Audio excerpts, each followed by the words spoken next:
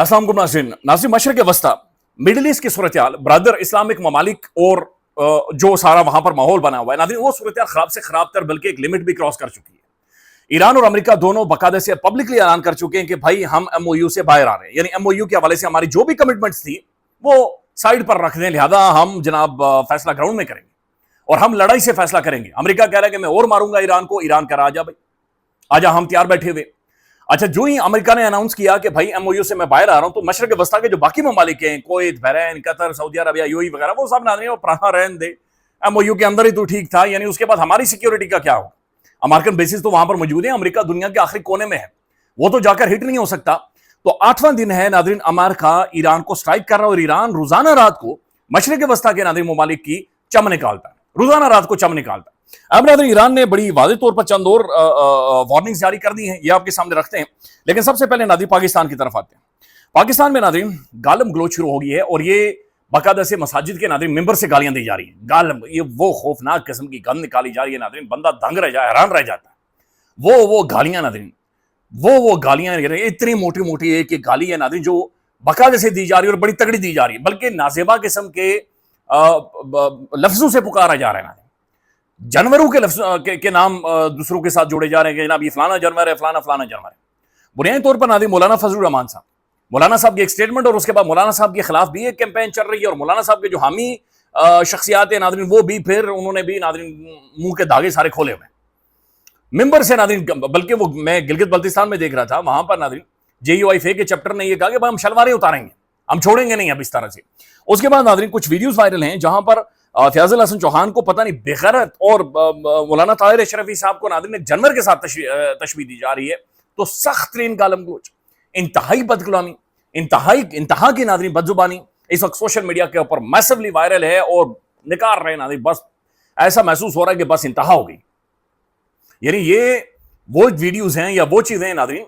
जो कि आपको वाक़तन अपने बच्चों को कहना पड़ता है कि बच्चे कान बंद कर दे, बच्चे कान बंद कर दे, ये तेरे सुनने के लिए नहीं है।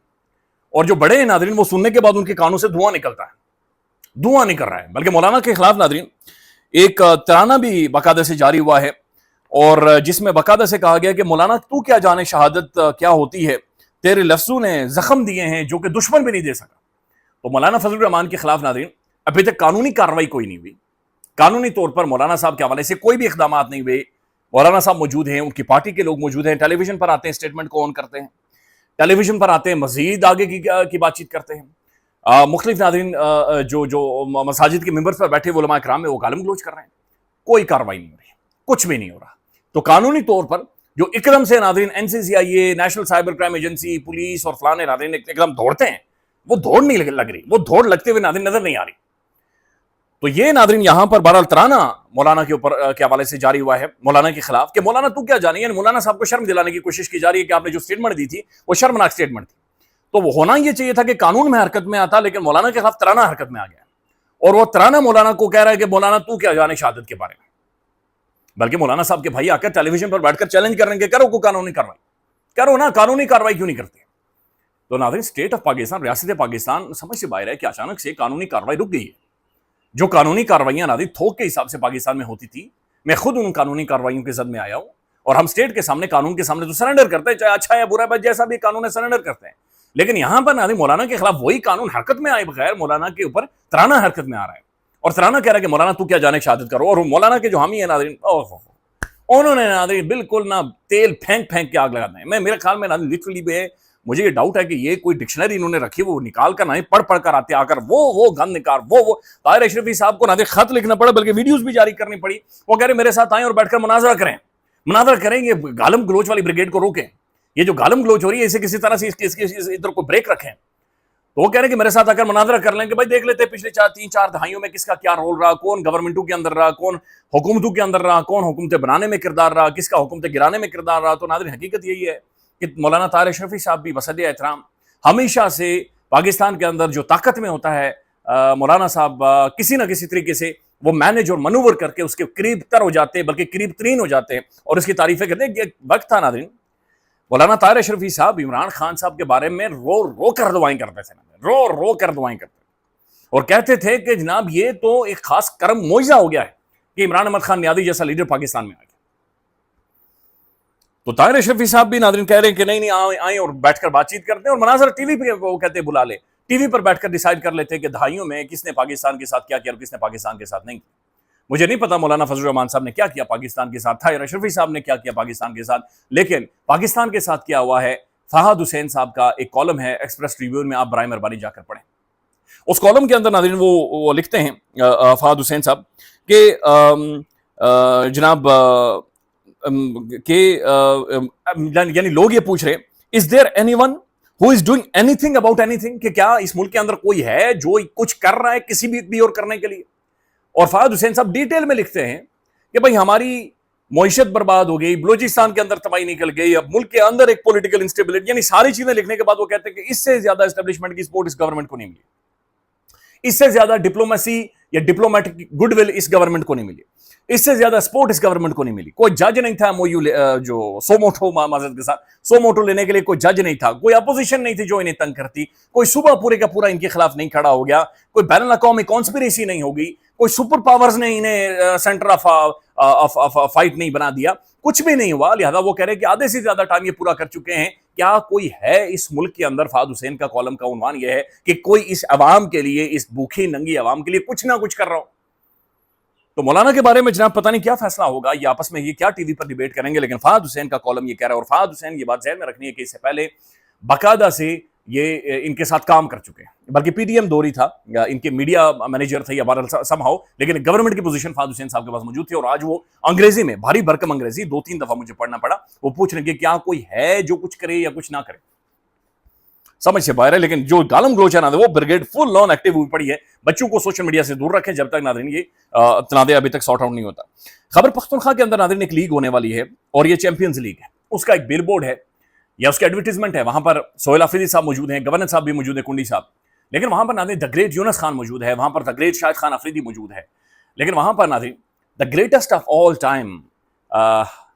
اسکیپر موجود نہیں ہے، عمران احمد خان نیازی موجود نہیں ہے، عمران خان وہاں پر مسنگ ہے، انٹینشنلی کیا گیا ہے۔ اوبویسلی کرکٹ کی بات آئے اور خان کو آپ چھوڑ ہی نہیں سکتے،